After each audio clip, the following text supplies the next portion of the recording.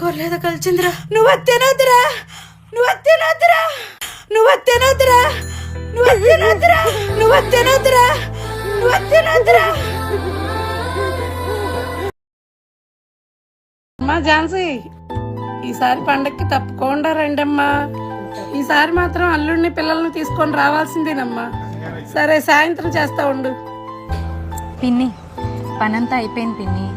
అంట్లు కడిగేసాను, బట్టలు ఉతికి ఆరేసాను పిన్ని, మాపు పెట్టిస్తాను. సరేనమ్మా. ఏంటి ఇవాళ పూజ చేసుకున్నావా? అవును పిన్ని, ఈరోజు శుక్రవారం కదా అని పూజ చేసుకున్నాను పిన్ని. ఈ చీర నాన్న తెచ్చాడు పిన్ని, ఈరోజు కట్టుకున్నాను. అవును పిన్ని, డబ్బులు అడిగాను కదా. నాకు గుర్తుందమ్మా, ఇదిగోరా డబ్బులు. పిన్ని, ఇలా అడిగానని ఏమనుకోవద్దు పిన్ని.